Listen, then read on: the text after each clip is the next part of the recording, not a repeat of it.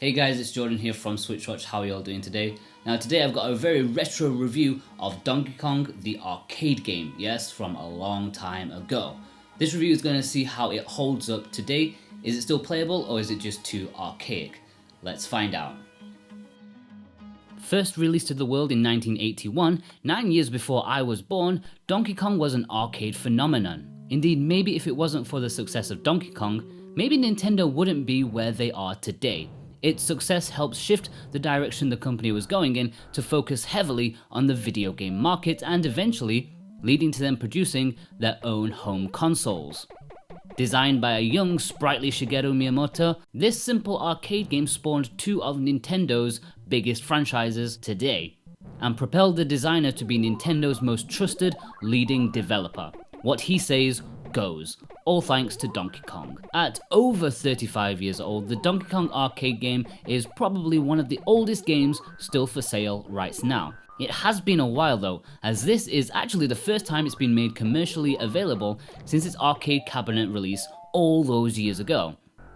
With it being so old, there is the worry of it not aging well, as many old games often suffer from. But for me, Donkey Kong is actually still very playable to this day. If you don't know how Donkey Kong works, it's very simple. The eponymous DK has taken a damsel in distress hostage, Pauline.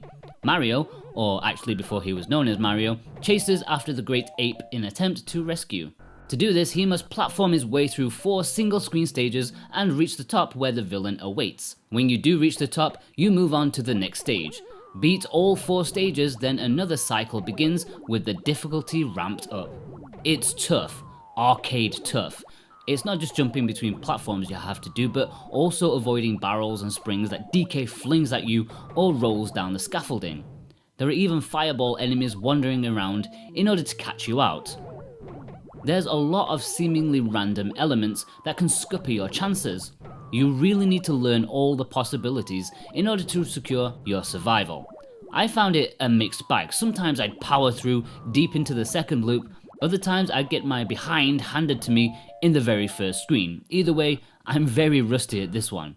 For me, the gameplay holds up very well indeed. I thoroughly enjoyed playing this classic again. It's been a while and it's nice to finally play the real original rather than one of the hackneyed ports that's often resold. I feel gamers of a certain age will appreciate this one a lot more than a younger audience, who may not put up with the difficulty and the slightly archaic jumping mechanic. Still, I think it's very playable, if not quite as phenomenal as it once was, naturally. But neither is the first Legend of Zelda or the first Pokemon, and Donkey Kong is much older than those two. While you're playing, trying to survive, you'll probably want to increase your high score because, let's face it, that's what a classic arcade game is all about. Donkey Kong is not for completing, but for racking up as many points as possible before you inevitably perish. To boost your score, you can do a couple of things. First, you can reach the top as fast as possible. The quicker you do it, the higher your bonus score. Then there are items you can pick up laying around the place, such as a purse or a parasol. Finally, destroying enemies with the special hammer or successfully jumping over them will grant you points too. That's a surprising amount of very simple stuff to do in order to boost your score. It's actually fairly fun trying to work out which is the most efficient method to get the best score possible.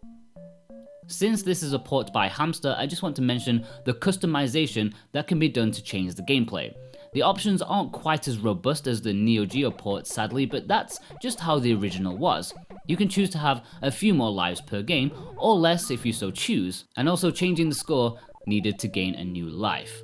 There are a couple of nice features present. You can choose between 3 different versions of the game. You can choose the original one, the second version that soon followed, as well as the international version. I played all of them and honestly I couldn't really see any stark differences between the 3 apart from a slight change in order of the levels. I'm sure there are some little tweaks here and there that I missed, but I feel it's nothing major.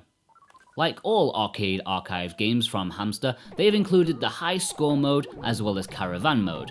Unlike previous attempts, I think Donkey Kong suits these games immensely. High score gives you 1 credit to rack up the highest score, while caravan mode grants you 5 minutes to get the highest score possible. Both are really cool and can be used to compete with people online via leaderboards. This is definitely a fun integration and adds a whole layer of competitiveness, even though I'm too pitiful right now to give this one a shot. Now I'm going to talk about the visuals and audio in one section because let's face it, there's not a whole lot to say. It's almost 40 years old, so it is what it is. What I do want to talk about are the visual options though. There are a lot of filters that you can put over to add scanlines if you want to, plus, as is often the case with these classic vertical screen arcade games, you can rotate the Switch's screen to play it in all its original glory. I love it, and these features truly make me adore the Switch as a versatile gaming device. The audio is simple and brief, but it's so iconic that you'll recognize every single sound in this game. I will say that in this port it does seem a little muffled and low compared to what I would have liked, but it's not a major issue considering. For value, at $7.99 it's probably more than what you was hoping for in regards to an almost 40-year-old arcade relic, and those on the fence will probably not be up for that. For me, and fans of Donkey Kong as well as those who love playing games over and over again to improve the high score, Donkey Kong Arcade is priced nicely.